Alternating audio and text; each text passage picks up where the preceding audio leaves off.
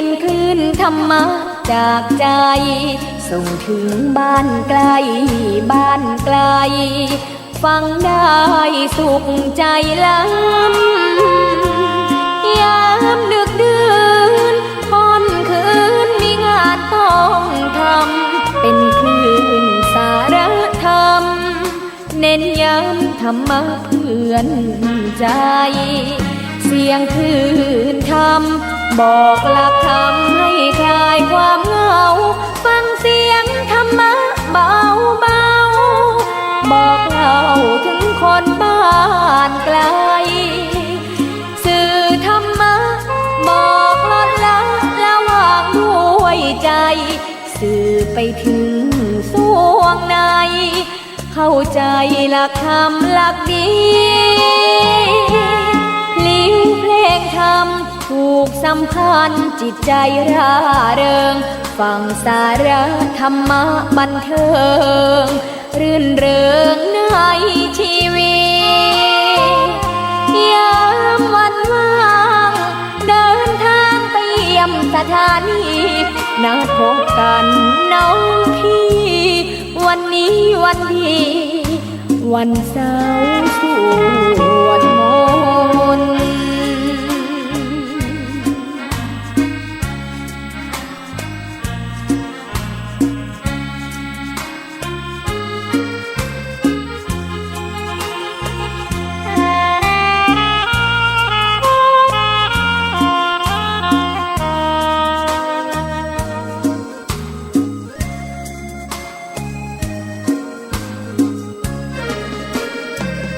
เสียงคลื่นธรรมบอกหลักธรรมให้คลายความเหงาฟังเสียงธรรมะเบาเบาบอกเล่าถึงคนบ้านไกลสื่อธรรมะบอกลดละละวางด้วยใจสื่อไปถึงสวงในเข้าใจหลักธรรมหลักดีเพลงธรรมผูกสัมพันธ์จิตใจร่าเริงฟังสาระธรรมะบันเทิงรื่นเริงในชีวิตยามวันว่างเดินทางไปเยี่ยมสถานีนัดพบกันน้องพี่วันนี้วันดีวันเสาร์สวดมนต์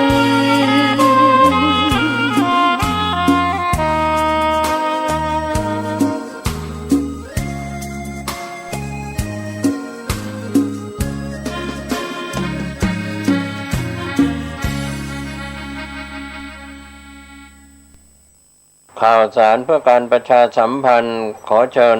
ชวนผู้ใจบุญร่วมบุญจัดซื้อที่ดินถวายวัดกู่มาปินร้าง300 ปีบ้านป่าขุยหมู่ที่3ตำบลสันปุเรยอำเภอดอยสะเก็ดจังหวัดเชียงใหม่เพื่อขยายพื้นที่วัดเพิ่มขึ้นเนื่องจากวัดมีพื้นที่น้อยจะทำการสร้างเป็นศาสนสถานที่ปฏิบัติธรรมสืบสานศาสนาต่อไปร่วมบุญได้ที่ธนาคารกรุงเทพเลขที่บัญชี772-015-2391ชื่อบัญชีวัดชัยสถานเพื่อบูรณะวัดกู่มะปินหรือร่วมบุญติดต่อโดยตรงที่พระธวัชชัยธีรปัญโย0801732709 0209009 ข่าวสารเพื่อการประชาสัมพันธ์ก็มีความสนใจที่จะจัดทำหนังสือชุดความรู้เรื่องพระพรหมมงคลฝ่ายวิปัสสนาทองสิริมังคโรศาสนบุคคลคุณภาพกับการเผยแผ่พระพุทธศาสนาก็จะมีการจัดพิมพ์ 2,500 เล่มภาษาไทย 2,000 เล่มภาษาอังกฤษ 500 เล่มท่านที่สนใจร่วมบุญบริจาคได้ที่บัญชีธนาคารกรุงไทยเลขที่บัญ ญชี5111714383ชื่อบัญชีพระครูภาวนาโสภิตบุญญาวิสิทธิ์เมืองวงติดต่อสอบถามได้ที่พระครูภาวนาโสภิตไตรปัจนาด็อกเตอร์เจ้าอาวาสวัดบ้านเราพระเจ้าตาเขียวอำเภอป่าซางเชียงใหม่โทร0969521159ได้ทุกวัน ท่านกำลังติดตามรับฟังสถานีวิทยุกระจายเสียงพระพุทธศาสนาแห่งชาติและสังคมคลื่นเพื่อการศึกษาพระพุทธศาสนาและวัฒนธรรมระบบ FM 104.5 เมกะเฮิรตซ์รายการต่อไปเป็นรายการคดีโลกคดีธรรม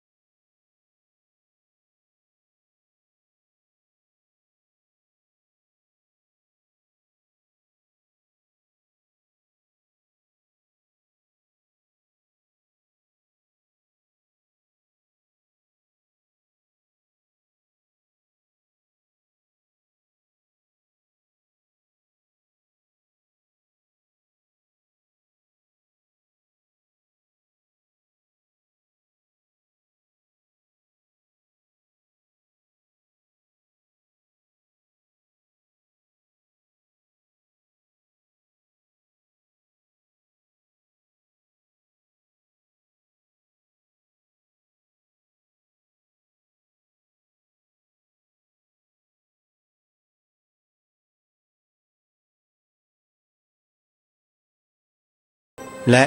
วันเสาร์อาทิตย์ทางสถานีวิทยุแห่งนี้ท่านสามารถดาวน์โหลดแอปพลิเคชันสมาพันธ์สื่อวิทยุพระพุทธศาสนาอาเซียนเพื่อติดตามรับฟังรายการนี้ได้เป็นประจำทุกวัน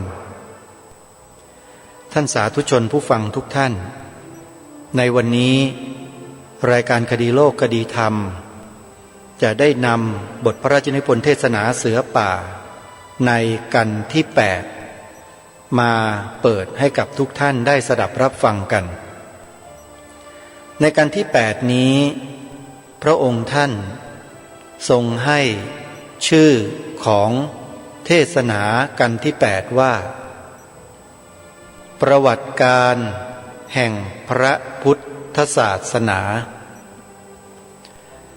ประวัติการแห่งพระพุทธศาสนาที่พระองค์ได้ตรัสแสดงไว้ในกันที่8มีเนื้อความพอสรุปให้พวกเราได้ฟังกันคร่าวๆดังนี้ก็คือว่าในกันนี้พระองค์ท่านทรงหยิบยกเหตุการณ์ในสมัยครั้งหลังพุทธกาลเพียงแค่ไม่กี่วันเท่านั้นเองเกิดเหตุการณ์กล่าวตู่พระธรรมวินัยขึ้นโดยพระสงฆ์ผู้มีอายุมากคือบวชเมื่อแก่เสร็จแล้วพระสงฆ์หมู่ใหญ่มองเห็นว่าในอนาคตพระสงฆ์หรือใครก็ตามก็คงจะเกิดการกระทำเช่นนี้ขึ้นในอนาคตเป็นแน่จึงได้ปรึกษาหารือกันแล้วก็ตกลงปลงใจร่วมกันทำสังคายนาหลักคำสอนขององค์สมเด็จพระบรมศาสดาสัมมาสัมพุทธเจ้าร่วมกันซึ่งพระองค์ได้ตรัสแสดงไว้ในกันนี้และหลังจากนั้นพระองค์ท่านก็ทรงวกเข้ามาถึงชาวพุทธในเมืองไทยมีทั้งคฤหัสถ์ญาติโยมทั้งพระภิกษุสงฆ์สามเณรพระองค์ท่านตรัสให้เห็นภาพ ที่ผ่านมาในอดีตจนกระทั่งถึงปัจจุบันว่าความเป็นมาข้อประพฤติปฏิบัติการศึกษาเล่าเรียนของพระภิกษุสงฆ์เรานั้นเป็นอย่างไรและในการนี้อยากจะให้พระสงฆ์เราในเมืองไทยทั้งสองส่วนคือพระสงฆ์ฝ่ายมหานิกายและพระสงฆ์ฝ่ายธรรมยุทธฟังกันให้ด้วยความตั้งใจเพราะพระองค์ท่านได้ตรัสถึงสงฆ์สองคณะนี้เอาไว้ในกันนี้ด้วยโดยเฉพาะพระองค์ท่านทรงเป็นห่วงคณะสงฆ์ธรรมยุทธมากกว่าคณะสงฆ์มหานิกายหลายท่านหลายคนอาจจะแปลกใจว่าเป็นไปได้ยังไงคณะสงฆ์ธรรมยุทธไม่น่าเป็นห่วงนะมหานิกายน่าเป็นห่วงมากกว่าหลายคนก็อาจจะคิดไม่ถึงว่าองค์พระบาทสมเด็จพระมงกุฎเกล้าเจ้าอยู่หัวตรัสแสดงถึงพระสงฆ์ธรรมยุทธเอาไว้มากมายในกันนี้ก็เลยอยากจะบอกกับท่านผู้ฟังทั้งหลายโดยเฉพาะในฝ่ายบรรพชิตเราที่เป็นพระภิกษุสงฆ์สามเณรเราเนี่ยให้ฟังกันนี้กันให้ดี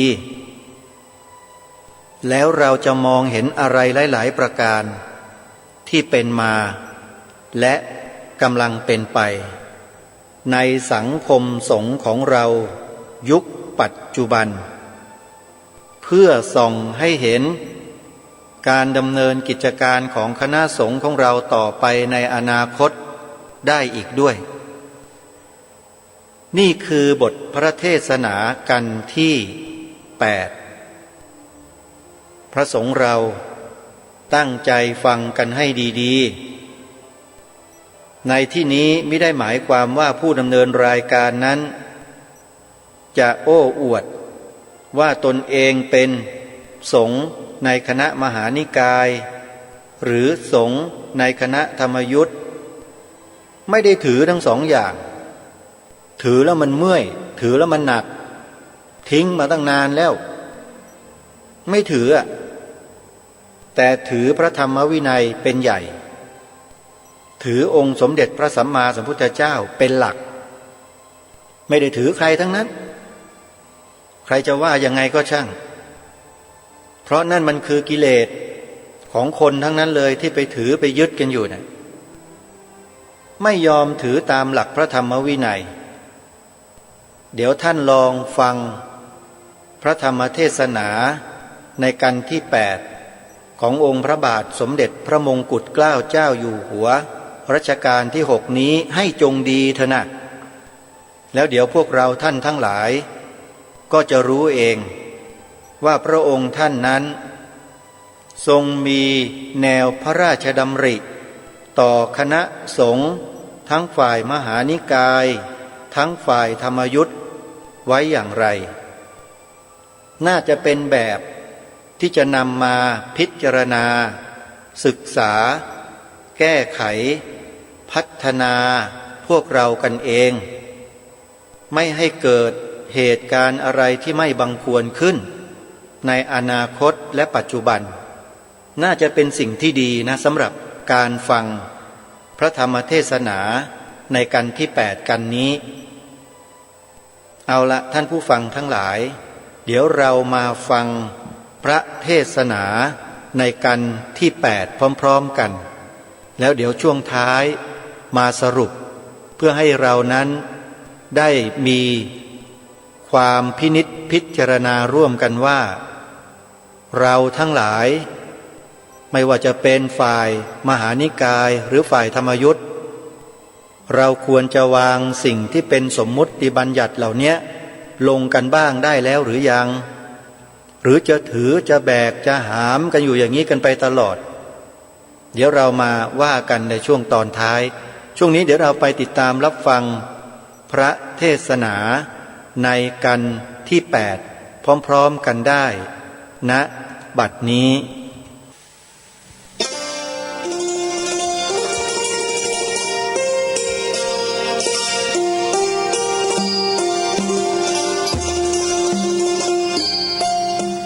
ศนาเสือป่ากันที่ 8ประวัติการแห่งพระพุทธศาสนาทรงแสดงณวันที่16สิงหาคมพระพุทธศักราช2457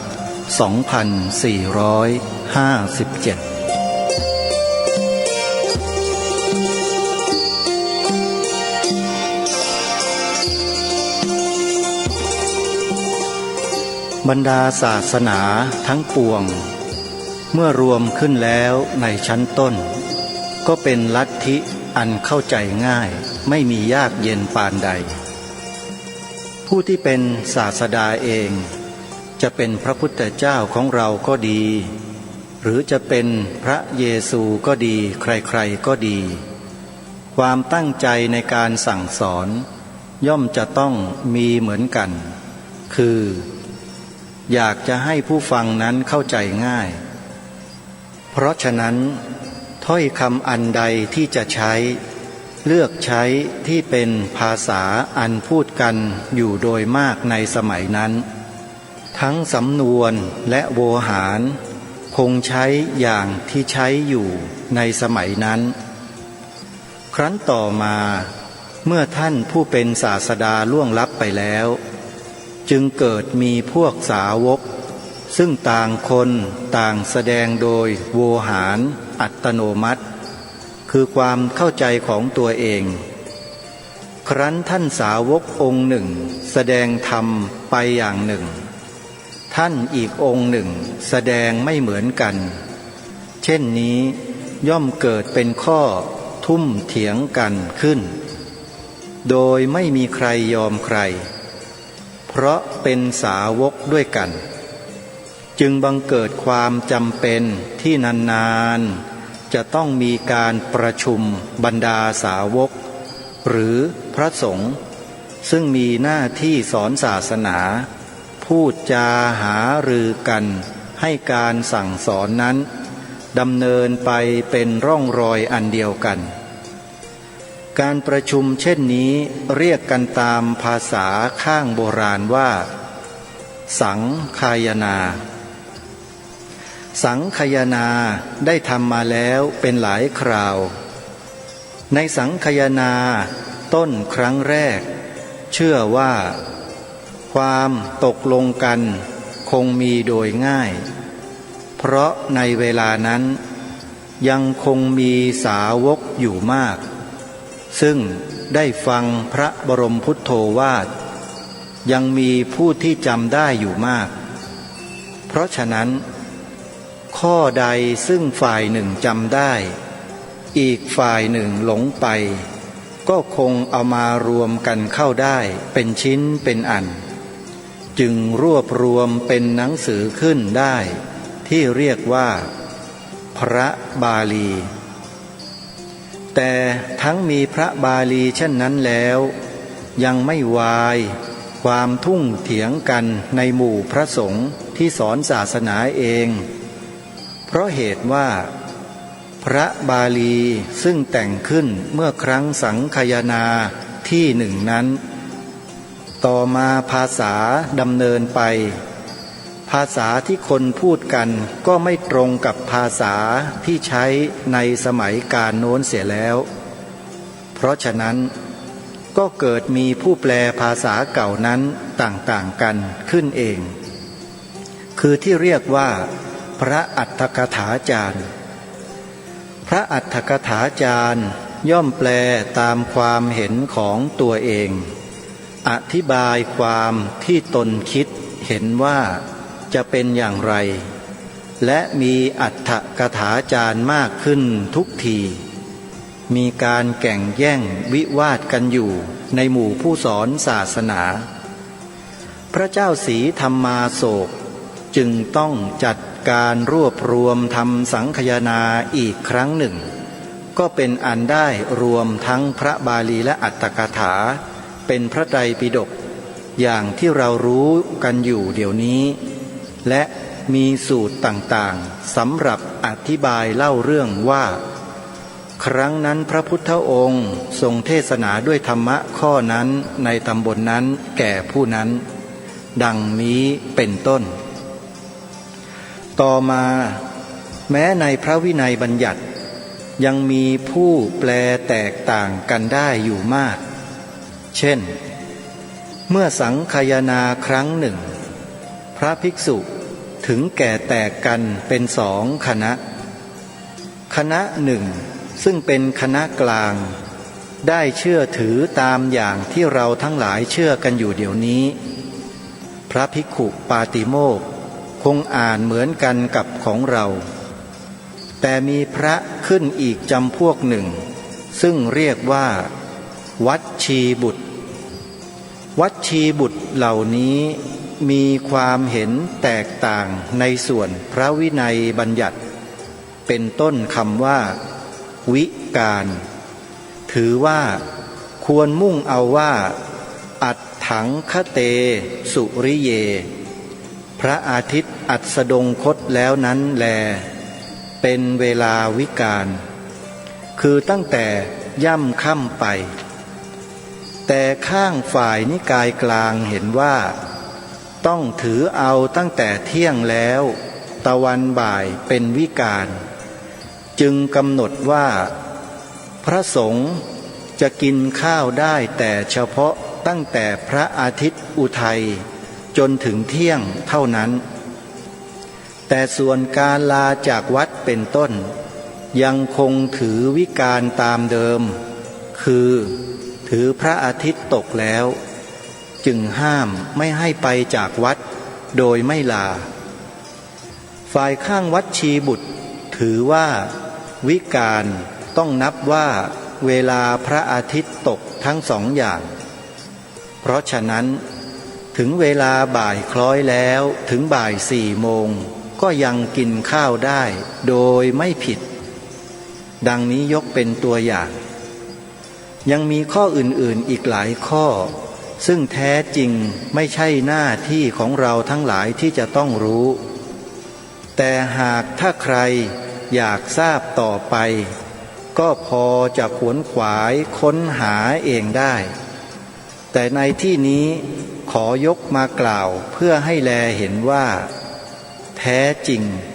เกิดจากความเข้าใจกันคนละอย่างในเรื่องเล็กน้อยเช่นนี้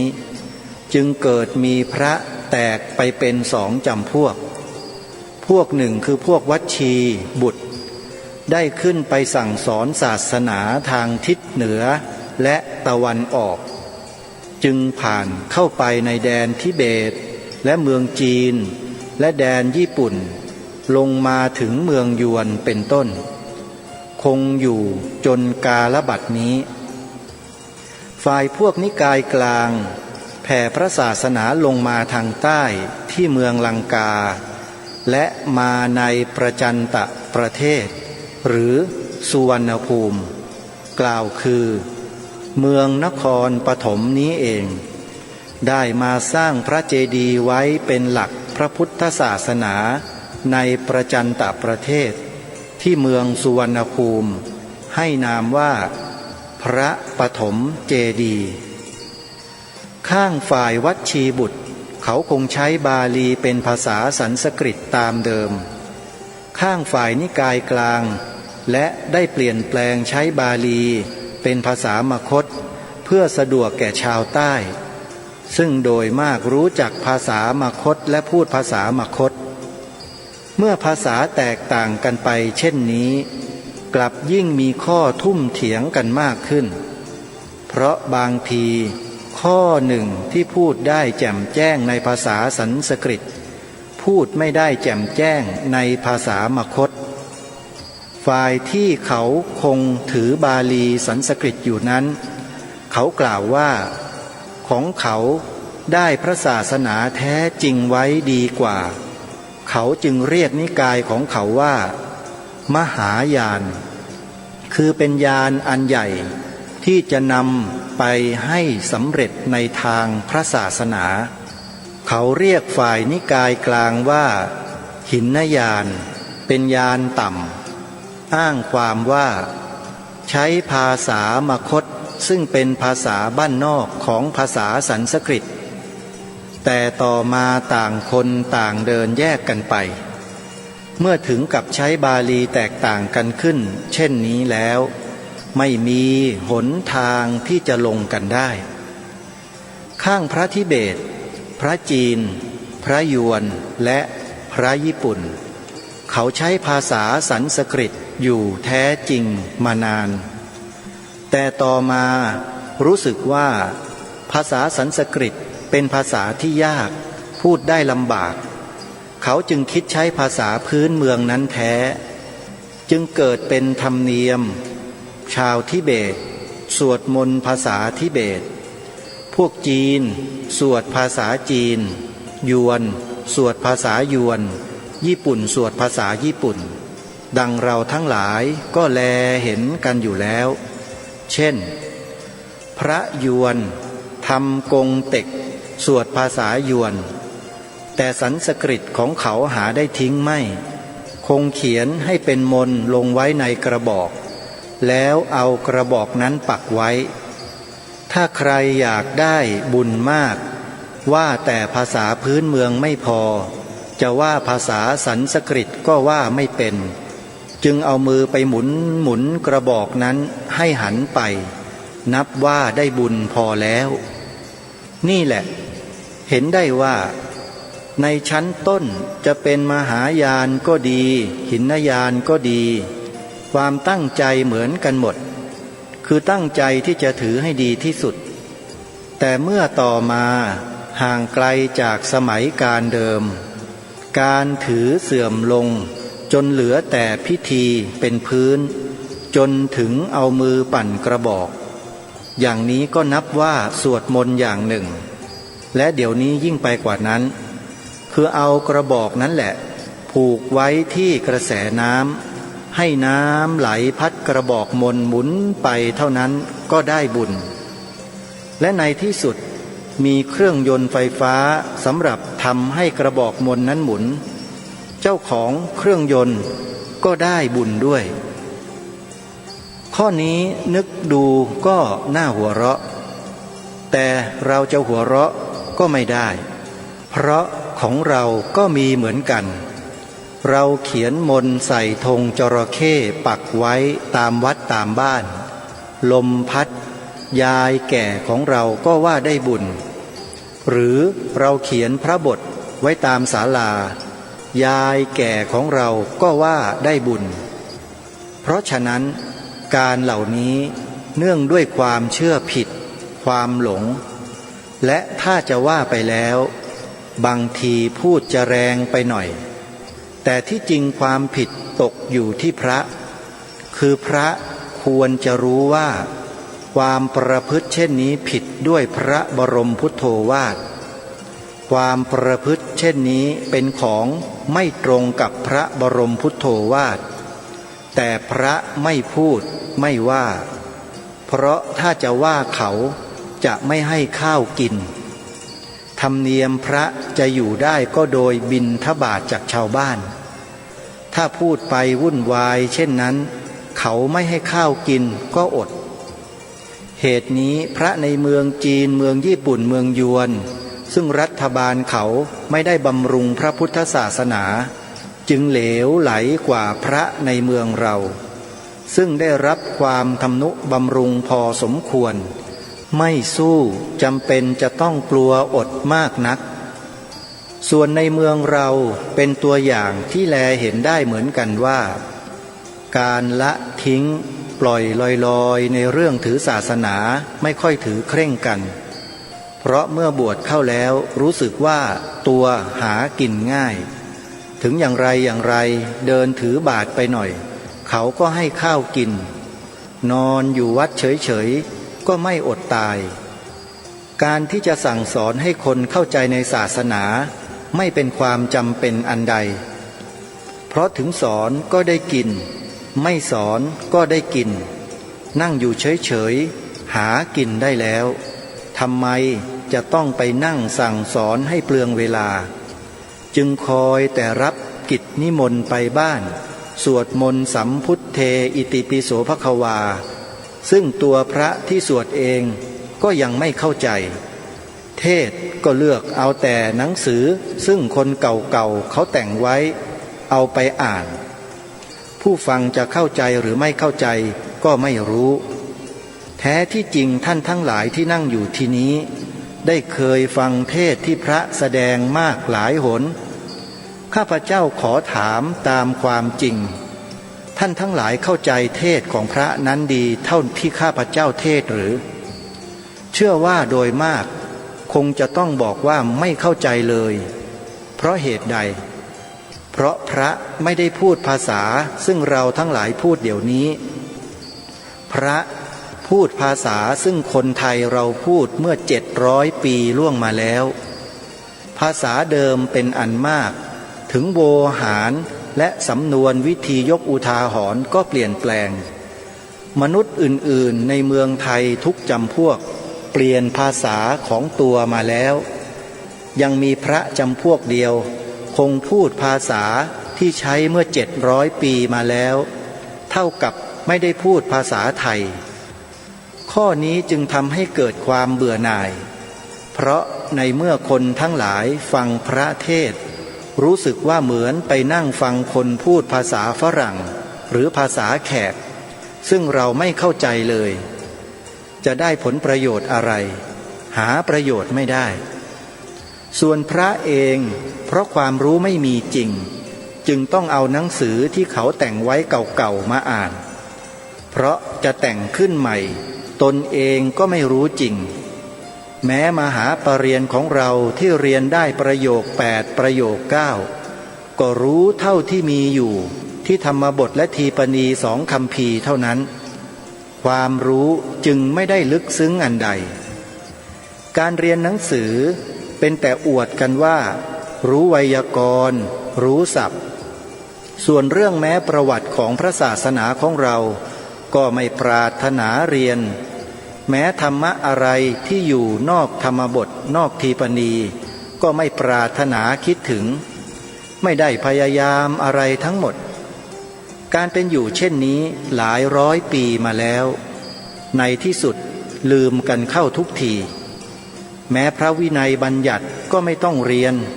ปาติโมกข์ก็สวดกันไปเป็นภาษามคธไม่มีใครต้องเข้าใจไม่มีใครต้องพยายามรู้ว่าพระปาติโมกข์มีข้ออะไรบ้างมุ่งอะไรบ้างเมื่อทำผิดวินัยบัญญัติลงไปแล้วมีกำหนดว่าให้ปลงอาบัติการปลงอาบัติก็เป็นพิธีกันทั้งหมด15 วันก็ลงไปพร้อมกันปลงอาบัติกันเสียทีไม่ว่าข้ออะไรก็มารวมกันเข้าเป็นพูดสัมภหุลาคราวเดียวปลงเสร็จหมดจนตลกลิเกมันเอาไปล้อเล่นแล้วคือมันไปนั่งกับเสาบ้างอะไรบ้างมันพูดว่าเถาก้วยบ้างอะไรบ้างแล้วปลงอาบัติได้เป็นที่น่าอายที่สุดการเป็นอยู่เช่นนี้พระบาทสมเด็จพระจอมเกล้าเจ้าอยู่หัวทรงทอดพระเนตรเห็นว่าถ้าขืนปล่อยให้เป็นไปตามที่กล่าวแล้วในไม่ช้าพระศาสนาของเราจะเสื่อมทรามไม่มีทางแก้ได้จึงทรงตั้งธรรมยุตติกนิกายขึ้นถึงใครจะว่าอย่างไรก็ตามแต่การที่ทรงตั้งธรรมยุตติกนิกายเช่นนี้นับว่าทรงทำประโยชน์ให้แก่พระพุทธศาสนาหาที่เปรียบได้โดยยากเพราะทรงสั่งสอนให้พระสงฆ์ต้องพยายามรู้ข้อปฏิบัติที่ดีงามอย่างน้อยให้รู้จักถือตามพระวินัยบัญญัติโดยเคร่งครัดต้องพยายามเรียนพระธรรมวินัยโดยความเข้าใจเช่นนี้นับว่าเป็นประโยชน์มากมายเท่ากับได้ของต่ออายุพระศาสนาแม้แต่เท่านี้ก็แลเห็นแล้วคือพระบาทสมเด็จพระจอมเกล้าเจ้าอยู่หัวเสด็จสวรรคตไปก็ไม่กี่ปีสาวกของพระองค์ท่านคือพวกธรรมยุทธความคิดแคบลงไปเพียงเท่าใดในเวลานี้แคบลงมาจนแลเห็นว่าสิ่งใดไม่สำคัญหมดนอกจากห่มแหวกอยู่แล้วเป็นพอถ้าเราห่มแหวกแล้วเราเก๋พอแล้ว ทางวินัยเราไม่ต้องเรียน เท่านี้ก็เห็นได้แล้วว่าเลวปานใดความที่เป็นไปได้ถึงเพียงนี้ เนื่องจากการที่เห็นว่าคนนับถือมากนับถือว่าดีหมดทุกอย่างถือว่าคนเชื่อถือนิยมแล้วจะประพฤติดีจริงหรือไม่ดีจริงเขาก็นิยมความคิดเช่นนี้เป็นอันตั้งอยู่ในความประมาทใช่แต่เท่านั้นความประพฤติของพระธรรมยุทธ์บางพวกประพฤติที่เป็นหนทางซึ่งอาจจะเกิดความเสียหายแก่พระพุทธศาสนาคือพูดโดยตรงดูถูกพระมหานิกายว่าไม่ใช่พระดังนี้เป็นต้นแท้จริงพระมหานิกายตั้งแต่เขารู้สึกว่าพระธรรมยุทธ์พยายามมาดีอย่างไรแล้วจนได้รับความนิยมเชื่อถือของคนทั้งหลายอย่างไรแล้วฝ่ายมหานิกายได้ตั้งใจบำเพ็ญเล่าเรียนศึกษาธรรมวินัย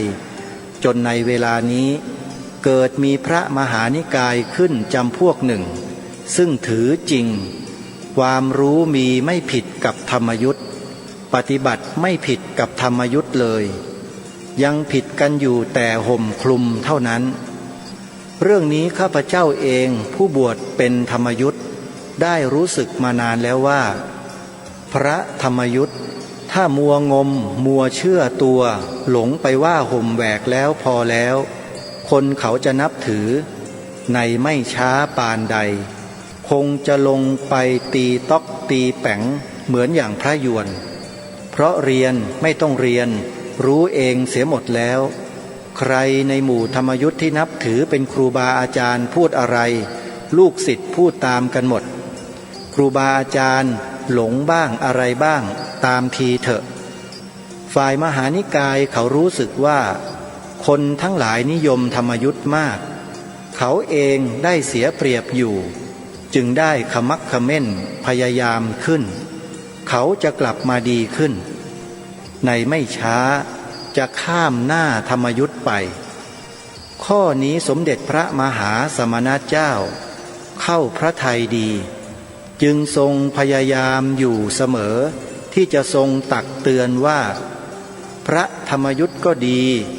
พระมหานิกายก็ดีควรถืออยู่ว่าเราเป็นข้าพระพุทธเจ้าด้วยกันส่วนนามของคณะเราจะเรียกว่าอะไรไม่สำคัญข้อสำคัญมีอยู่อย่างเดียวว่าเราต้องพร้อมใจกันจงรักภักดีต่อพระพุทธเจ้าต้องพยายามปฏิบัติตามคำที่พระพุทธเจ้าทรงสั่งสอนนั้นอย่างดีที่สุดที่เราจะพึงปฏิบัติได้อีกอย่างหนึ่งเป็นข้อสำคัญจะเป็นธรรมยุทธ์ก็ดีจะเป็นมหานิกายก็ดีย่อมเป็นพระไทยด้วยกันหมดถ้าพระไทยเราแตกกันแล้วจะเป็นข้อเสื่อมเสียไม่เฉพาะแก่ชาติไทยเราทั้งจะเป็นเครื่องทำลายพระพุทธศาสนาเพราะเหตุใดต้องเข้าใจว่าพระพุทธศาสนาในเวลานี้ไม่มีแห่งใดในโลกที่จะถือจริงรู้จริงเท่าในเมืองไทยเราเมืองไทยเราเปรียบเหมือนป้อมอันใหญ่ซึ่งเป็นแนวที่สุดของพระพุทธศาสนา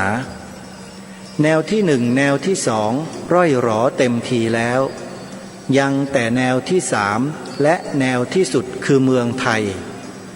เมื่อเรารู้สึกว่ามีหน้าที่สำคัญจะต้องยึดแนวที่สุดเราทั้งหลาย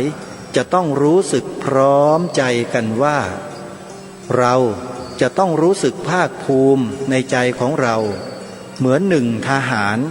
ที่ได้รับมอบให้รักษาหน้าที่สำคัญเมื่อเป็นแนวที่สุดเช่นนี้ข้าศึกตีพ้นแนวไปได้แล้วเป็นหมดเราทั้งหลายเป็นผู้รักษาแนวนี้ถ้าเราไม่ตั้งใจรักษาจริงๆแล้วถ้ามีอันตรายอย่างใดมาถึงพระพุทธศาสนาเราทั้งหลายจะเป็นผู้ที่ได้รับความอับอายด้วยกันเป็นอันมากเพราะฉะนี้เป็นหน้าที่ของเราที่เป็นทหารที่เป็นเสือป่า จะต้องตั้งใจที่จะรักษาความมั่นคงของพระพุทธศาสนาในกรุงสยามอย่าให้มีอันตรายมาถึงได้อันตรายที่จะมาถึงนี้ไม่ใช่จะมีแต่เฉพาะที่เดินมาตรงหน้าถ้าจะระวังแต่เฉพาะอันตรายที่จะเดินมาตรงหน้าบางทีไม่ทันรู้ตัว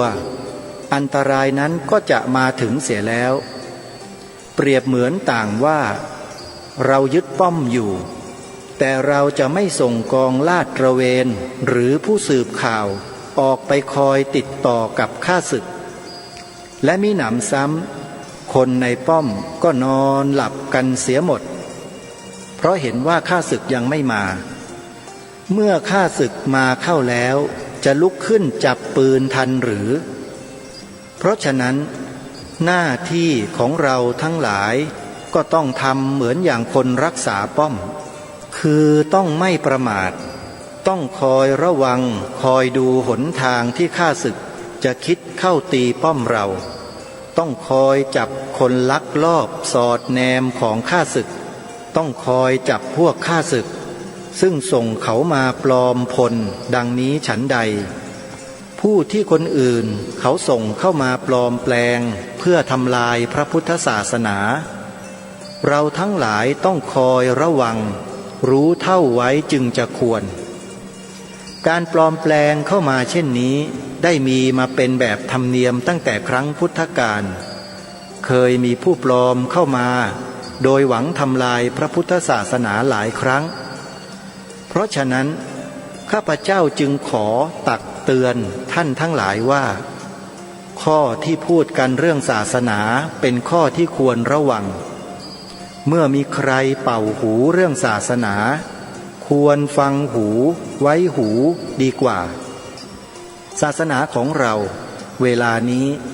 ข้าพเจ้าขอกล่าวซ้ำอีกว่ามั่นคงจะอยู่แต่ในเมืองไทยเท่านั้นจึงเป็นหน้าที่ของเราทั้งหลายที่เป็นเชื้อชาตินักรบต้องรักษาพระศาสนาอันนี้ให้คงอยู่ในเมืองไทยอีกต่อไปต้องรักษาไว้เพื่อให้เป็นมรดกแก่ลูกหลานของเราทั้งหลายให้เขารักษากันต่อไปยั่งยืนเป็นเกียรติยศแก่ชาติของเราชั่วกัลปวสาน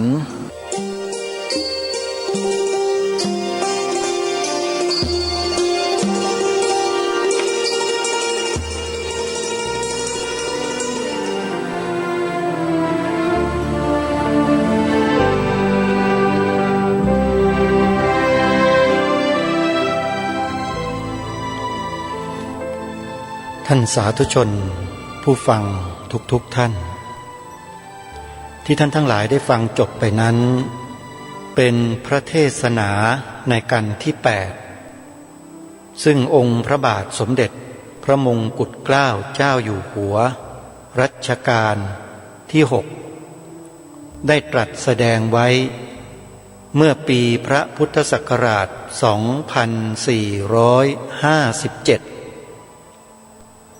เป็นอย่างไรบ้างท่านผู้ฟังนี่คือสิ่งที่องค์พระมหากษัตริย์ไทยของเราทรงทราบแล้วพระองค์อาศัยพระมหากรุณาธิคุณเป็นล้นพ้นตรัสแสดงสิ่งเหล่านี้ให้แก่พวกเราท่านทั้งหลายให้สำนึกในพระมหากรุณาธิคุณเป็นล้นพ้นของพระองค์ท่านทำไมจึงเป็นเช่นนั้นเพราะพระองค์ท่านทรงเป็นห่วงพวกเราในที่นี้ก็คือพระสงฆ์ทั้งฝ่ายมหานิกายและฝ่ายธรรมยุทธ์พระองค์ท่านตรัสชัดเจนอาตมาภาพและกระผมไม่จำเป็นที่จะต้องอธิบายขยายความในเรื่องนี้ให้ทุกท่านเกิดความรู้สึกขัดเคืองใจเพราะถ้าหากพูดอะไรออกไปบางอย่างตามที่พระองค์ตรัสก็เดี๋ยวจะมีความรู้สึกมีอาการที่ไม่พอใจเกิดขึ้นกันอีกเพราะรู้ดีเข้าใจดีว่าพวกเราเนี่ย ยังยึดมั่นถือมั่นในสมมุติบัญญัติกันอยู่ยังไม่ยอมวางกันยังต่างคนต่างแบกกันอยู่ในบ่าเทินกันอยู่บนหัวแล้วมันก็เกิดเป็นปัญหาอยู่ทุกวันนี้นี่คือสิ่งที่พระองค์ท่านตรัสเตือนพวกเราไว้100 กว่าปีแล้วพวกเราท่านทั้งหลายที่เป็นพระสงฆ์ทั้งสองคณะเนี่ยพอกันได้หรือยังเลิกแบ่งแยกไอ้บัญญัติเหล่านี้กันสักทีได้ไหมในใจของเราอะไอ้ชื่อนะก็ปล่อยมันไปเถอะก็มันก็ชื่ออย่างนั้นแหละแต่ในใจเราอย่ามีได้ไหมล่ะเชื่อพระพุทธเจ้ามีพระพุทธเจ้าเป็นครูเป็นอาจารย์เป็นพ่อเป็นศาสดาของเราองค์เดียวกันหมดแล้วก็ถือพระธรรมวินัยเป็นหลักปฏิบัติตามหลักพระธรรมวินัยให้ดีที่สุดเท่าที่เราสามารถปฏิบัติได้แล้วอย่าไปดูถูกดูแคลนกันอย่าไปต่อว่ากันอย่าไปคิดทำลายล้างกันเพราะเหตุแห่งทิฏฐิที่ผิดถือยศถืออย่างถือข้างถืออะไรก็ไม่รู้นี่หรือความเป็นพระสงฆ์ในพระพุทธศาสนาของเราที่กระผม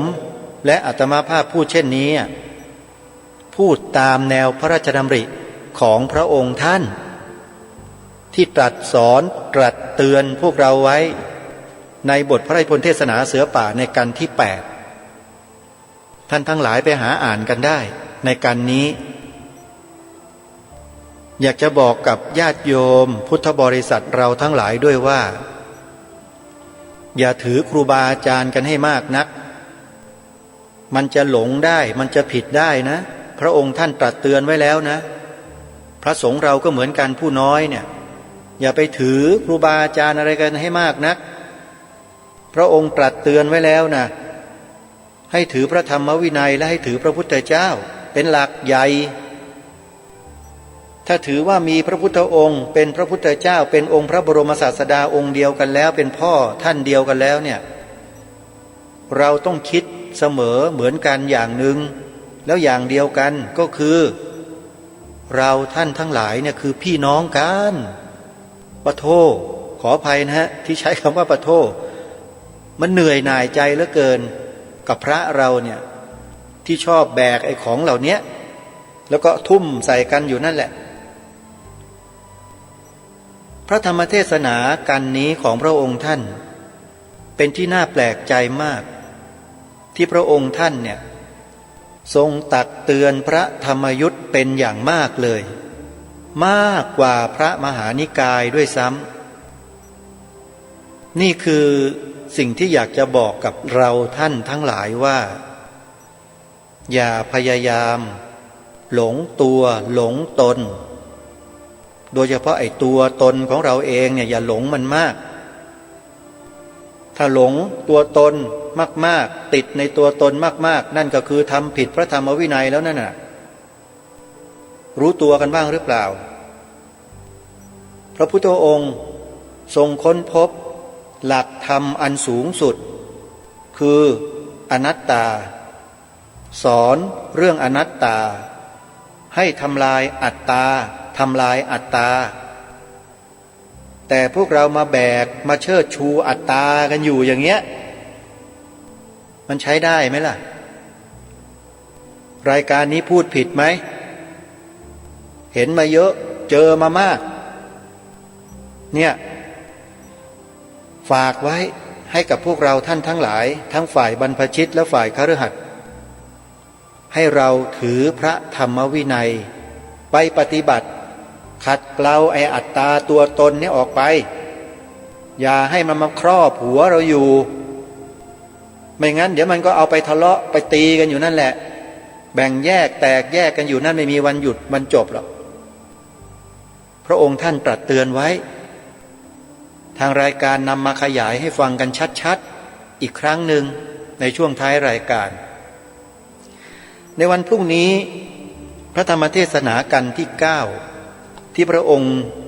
ทรงจะเริ่มให้พวกเรานั้นได้ศึกษาเรียนรู้หลักธรรมในทางพระพุทธศาสนาขึ้นเรื่อยๆในกันที่ 9นั้นพระองค์ได้พระราชทานนามของกันนี้ว่าความประพฤติแห่งพุทธศาสนิกพระองค์ท่านตรัสสอนญาติโยมแล้วทีนี้พรุ่งนี้นะญาติโยมทั้งหลายเตรียมตัวให้ดีนะพรุ่งนี้จะได้รู้แหละว่าพระองค์ท่านตรัสสอนเตือนญาติโยมชาวพุทธเนี่ยไว้อย่างไรเดี๋ยววันพรุ่งนี้ค่อยมาติดตามรับฟังกันวันนี้เวลาของรายการหมดลงแล้วอาตมาภาพต้องขอสมมุติยุติรายการไว้แต่เพียงเท่านี้ไว้พบกันใหม่ในวันต่อไป